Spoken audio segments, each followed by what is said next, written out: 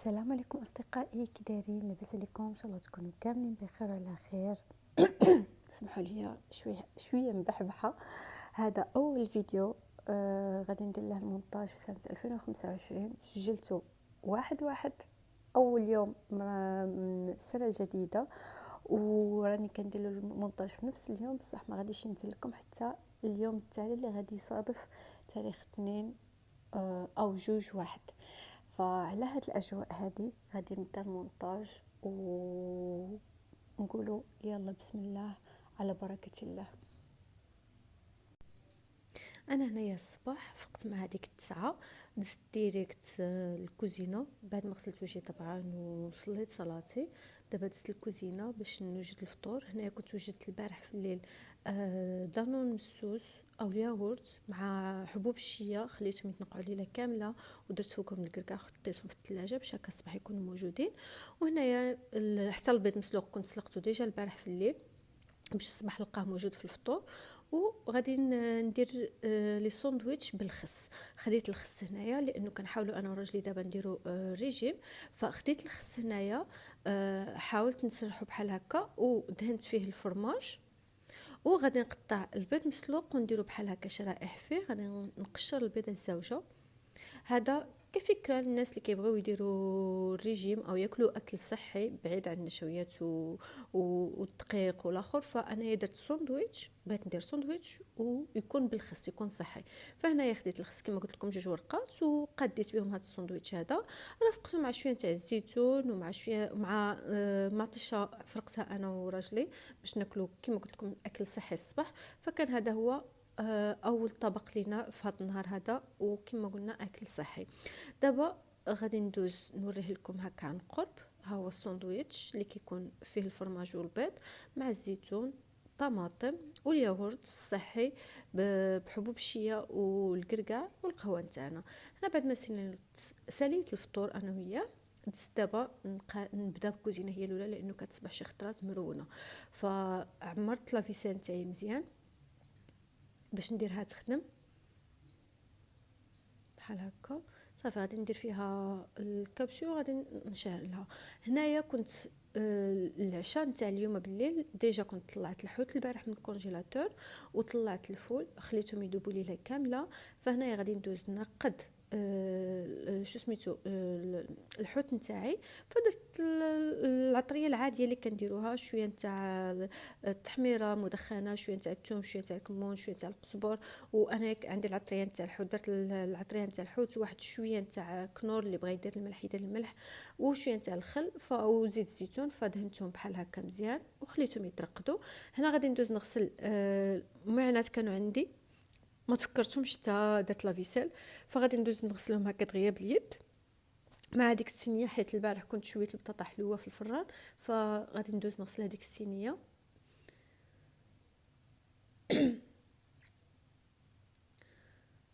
غادي ندوز هكا نحكها بهذاك السلك دغيا ندوز نسربيهم دغيا. يعني ما بغيتش يبقاو هكاك في لافابو عامرين ولا اخر. انا بغيت نبدا بكوزينه نقيها هي الاولى. هذا الروتين اللي كنديرو بشكل يومي تقريبا. هنا كانت عندي واحد لاكرام موسلين كنت وجدتها، درت بها شي حلوه قبل راس العام. فبقات لي تما ديك لاكرام موسلين وما غاديش نزيد ناكلها لانه كما قلت لكم انا كندير ريجيم دابا انا وراجلي. فغادي نلوحها وشو سميتو نغسل هذيك البواطه. هنا غادي ندوز للصاله مباشره، هي وصالمونجي غادي ندوز نقيهم. هنا بعد ما مسحت الكنابي راه ما وريت لكمش هذيك اللقطه، تحسب لي راه كيصور التليفون ساعه ما كانش كيصور. نقيته كامل مسحته، درت دوزت عليه حتى هو سبيراتور، ودوزت دابا سبيراتور على الزربيه وكنت ماسحه الطابله ديجا. غادي ندوز نمسح الطابله نتاع التلفازه حتى هي، مع انه ما فيها حتى شي حاجه. مي يعجبني هكا نهار يومين ندوز عليهم، حيت راكم عارفين واخا ما كاينش الريح ما كاينش الغبره ما عندنا منين تدخلنا اصلا، مي كيكون هذاك الخشر الرقيق كاع. فندوز هكا كندير لها نهار يومين كندوز نمسحها واش تبقى عندي الدار دائما نقيه. انا كنبعد الحوايج وكنرش البرودوي. هذه شو سميتو آه كي كنقولوا لها هذيك الكابين تاع التليفون تاع اللي كيكونوا في بريطانيا مي هي على شكل حصاله، فكنجمع فيها دوك لي سنتات 10 سنت 20 سنت كنجمعهم فيها كاملين تما. المهم هاي الصاله بعد ما نقيتها وكنبخر فيها دابا وطلقه الرقيه الشرعيه تاع الدار وطلقه البخور، شعله الشمع تاعي. فالصاله نتاعي ولات دابا نقيه ومعطره وكل شيء. فغادي ندوز دابا نقي هذا الكتاب كنوري لكم الكتاب اللي الدفتر اللي كنقاد نسجل فيه لي نوت اللي غادي نديرهم بحال كل نهار. باغي نبقى ندير بحال هكا باش ما يدوش نهاري غير هكاك، لانه فعليا ولينا كنجلسوا على التليفون بزاف، تيك توك كنقلبوا كنبقاو غير نتفرجوا في الثاني كنلقاو راسنا ما درنا حتى شي حاجه. فهنايا غادي نبقى كل نهار بنهارو نبقى نكتب الحوايج اللي خصني نديرهم، والحاجه اللي نديرها ندير حداها علامه بلي صافي دوزتها.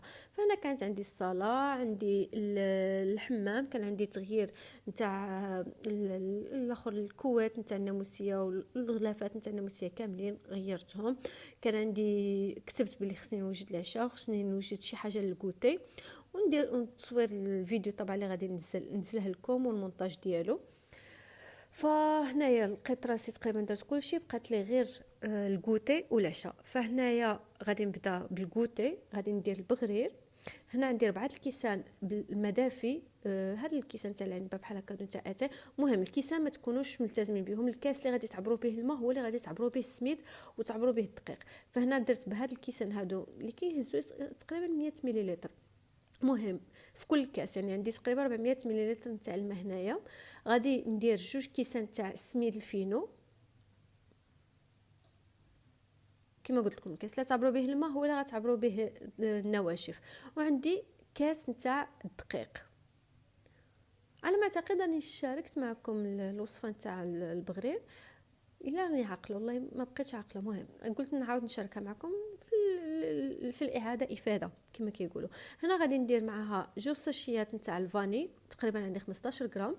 اللي ما بغاش يدير الفاني ما يديرهاش، انا كتعجبني هذيك النكهه نتاع الفاني فيهم.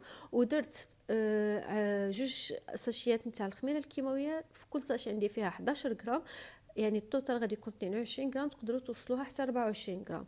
هنا يخلطهم شويه بالمعلقه وغادي نجيب الهاند بلندر، غادي نبقى نضربهم واحد 4 تاع الدقائق حتى نتاكد بلي المكونات كلهم اندمجوا مع بعضياتهم. هاد البغرير هذا راه ما كيخمرش، يعني اون فوا صافي كتخلطوه مزيان كدوزو كطيبوه ديريكت، ما كتسناوش ليه يخمر ولا. ها هو هنايا انا اون فوا صافي خلطت مزيان، درت المقله تسخن صافي بقيت كنطيب فيه حتى ساليته كامل. بالنسبه للبغريرات نتاعي انا كنديرهم في هذا الحجم هذا، الحجم الصغير. اللي بغى يديرهم في الحجم الكبير يضاعف، يعني عوض ما ديروا معلقه ديروا 2 معالق. ما كنسرحو ما والو، كنخليه هو كيسيح بوحدو. كيجيو حبات خفاف الصراحه وكيجيو لذاذ. هنايا فاش كنحمرهم من التحت كنقلبهم على وجههم حيت كيعجبوني يكونوا محمرين حتى من وجههم من الفوق. فغادي نبقى مستمره هكا حتى كنكمل الحبه كامله. شفتوا كيفاش كيجي مثقب وخفيف. هنايا في هذه الاثناء اللي كنطيب فيها البغرير فغادي ندوز نبدا نوجد في العشاء. هنا العشاء شنو غادي ندير؟ غادي قلت لكم عندي الحوت والفول وغادي نزيد معاه العدس. هنا في الطنجره درت زيت الزيتون وطحنت واحد 2 حبات نتاع البصله. انا العدس كيعجبني فيه البصله بزاف، فتقريبا درت 2 حبات متوسطين. فطحنتهم بحال هكا وغادي نخليهم حتى يتشحروا ويتقلاو مزيان وتهبط هذيك البصله، ونبقى في نفس الوقت مستمره في الطياب نتاع البغرير. هكا كنستغلوا الوقت فاش كديروا 2 حوايج 3 الحوايج خطره واحده. فانا هنايا دايره غير 2، يعني كنطيب البغرير وفي نفس الوقت كنوجد باش نرد العدس يطيب. هنا بعد ما تقلات ليا البصله نتاعي مزيان وهبطات غادي نزيد فيها مكعب نتاع كنور. ندير هاد الحبه هادي.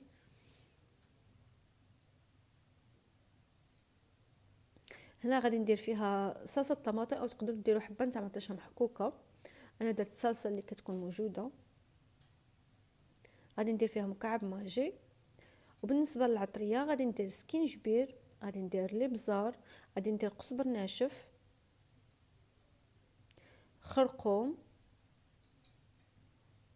غادي ندير شويه نتاع الثوم،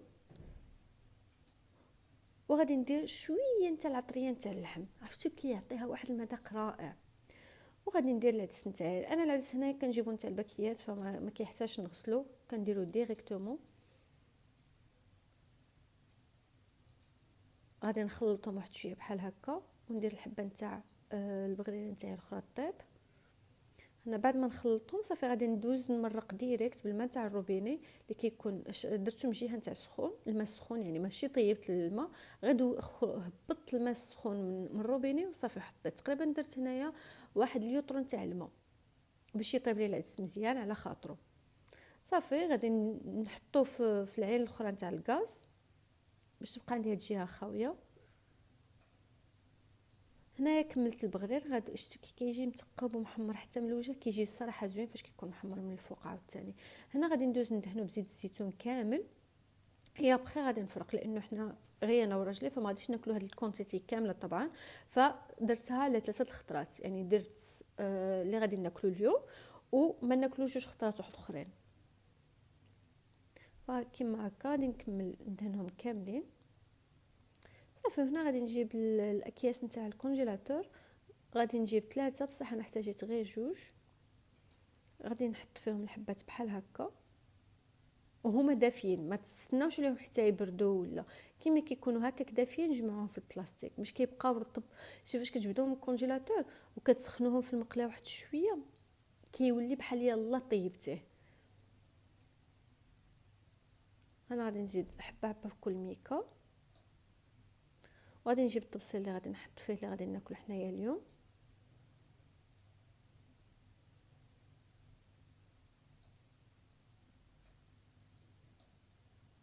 بحال هذا الشكل غادي نغلفو حتى هو بالسلوفان باش يبقى ليا طري.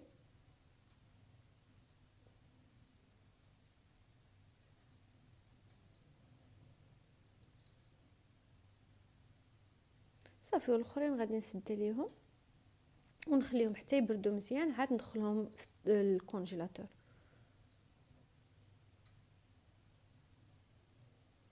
هنايا غادي ندوز نوجد الفول. غادي شديت حبه مطيشه غادي نقطعها بحال هكا مربعات صغيورين، غادي نحيد لها الزريعه وغادي نخليها تذوب واحد شويه ونزيد لها زيت الزيتون.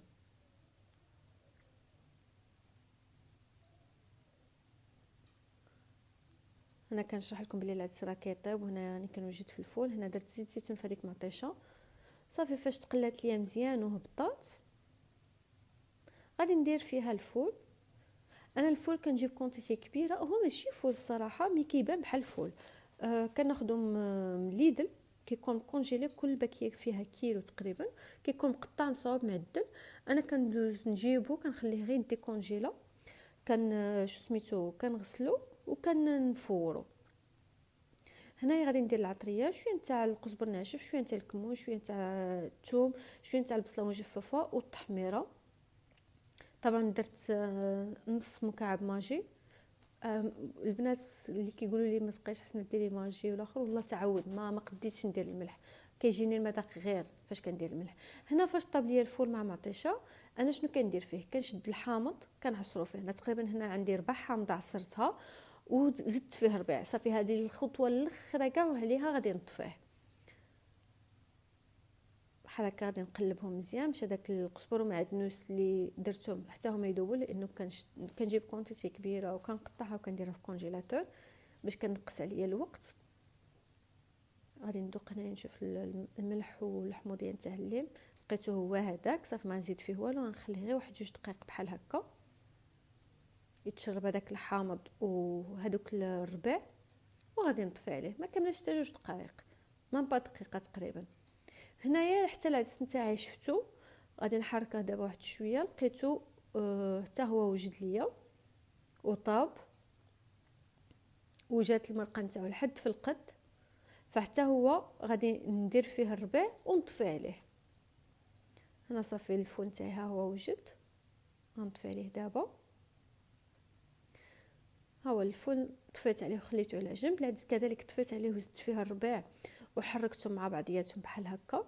صافي حتى هو راه طافي عليه. العشاء نتاعي تقريبا وجد، بقات لي غير الحوت هو اخر حاجه باش نقليها باش نتعشاو.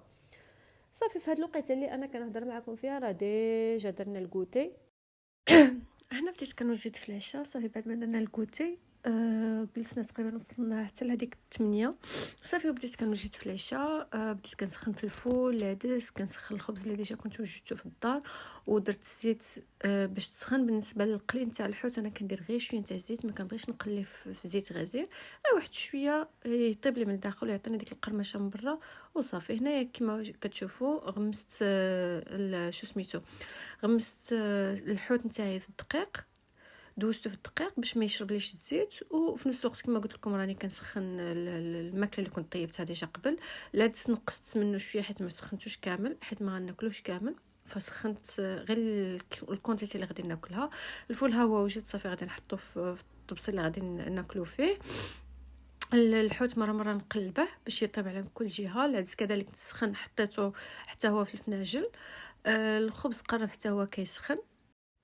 هنا بعد ما وجد لي الحوت حتى هو صافي، غادي ندوز نحطوه في صحن التقديم. فبهكا كتكون الوجبه نتاعنا نتاع العشاء اليوم واجده، العدس الفول شويه نتاع الحوت. فهكا الوجبه الرئيسيه الاخيره صبحت واجده. هنا بعد ما تعشينا غادي ندوز نقي الكوزينه باش الناس نخليها نقيه. دزت حطيت الماء في لافيسيل بعد ما حيت لهم طبعا الوسخ في لافابو. ما كيعجبنيش نحطهم بالزيت نتاعهم ولا الوسخ نتاعهم، كنحط نغسلهم غير بالماء السخون وكنحطهم في لافيسيل. وما غاديش نديرها لا مارش هنايا حتى صافي نبغي نمشي للناس باش نتاكد باللي صافي ما عندي حتى شي حاجه تما نحطها. مع ذلك الصباح كنلقى شي ممعنات. هنا غادي ندوز نمسح الغاز ديالي. غادي نمسحو بهذا البرودوي هذا اللي فعلا فتاك للدهون، خديته من اكسيوم. خذوه الصراحه راه واعر بمعنى الكلمه. راه ماشي غير الغاز، سواء الفران سواء هذوك المقلات اللي كيكون فيهم الزيت من التحت والتحرقات، الصراحه كيقضي على الدهون بمعنى الكلمه. هنا بعد ما نقيته مسحت وغادي نمسحو 2 خطات 3 باش نتاكد بلي ما بقاش فيه لي طراس وبقى يعني نقي. غادي ندوز كذلك نمسح بوطاجين. غادي نغسل لافابو كما غادي تشوفوا معايا. اسمحوا لي. هاد اللوحه هذه كذلك كنمسحها كرضا بلاصتها، وراه كندوز كنت انا فازقه وكنت انا ناشفه باش ما كيبقاليش لي طراس، بما انه عندنا الكحل فكيبقى لي طراس. هذا هو المشكل نتاع الكوزينه فاش تكون في اللون كحل. هنايا شو سميتو لافابو نتاعي غادي نغسلوه حتى هو بهذاك البرودوي باش الا كان فيه شي دهون ولا شي اوساخ كيتحيدوا صافي. وغادي ندوز نغسل الكتانه نتاع الخبز. كانت عندي تما كنت عاجنه مسمن وحطيته فيها فاش بقيت كنطيب، فبقات فيها شويه نتاع الزيت. غادي ندوز نغسلها، كندير لها 2 ريسان تاع الرغوه ونقيها مزيان ونحطها في البالكون شو سميتو تيبس صافي. وغادي ندوز ندير نشل اللافابو، نشل هاد البسينه هادي. وبالنسبه للافابو اللي عندهم لافابو كحل وما بغاوش يكون فيه هذيك البيوضيه نتاع الكالكير، انا شنو كندير فاش كنسالي النهار صافي كنغسل اللافابو نتاعي، كنتاكد بلي راه نقي وما غاديش يخدم حتى شي واحد.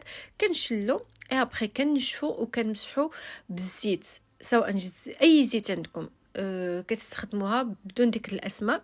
اي زيت كتستخدموها. انا خديت هذه من اكسيوم فكنمسح بها لافابو فاش كنسالي، كنحط واحد شويه بحال هكا وبالسربيته نتاع بوطاجي اللي مسحت بها. اخر حاجه كنمسح بها لافابو بالزيت وكنتاكد انه كاع البلايص وصل لهم هذاك الزيت. الا كان ما وصلهم كنعاود بكلينيكس واحد اخر صافي وكنحطها كتصبن. هكا كيبقى اللافابو نقي وكوزينه كتصبح نقيه. وبهكا غادي نسالي معكم هذا النهار هذا او هذا الفلوق هذا. الى اللقاء، الى فيديو قادم ان شاء الله. بسلامه.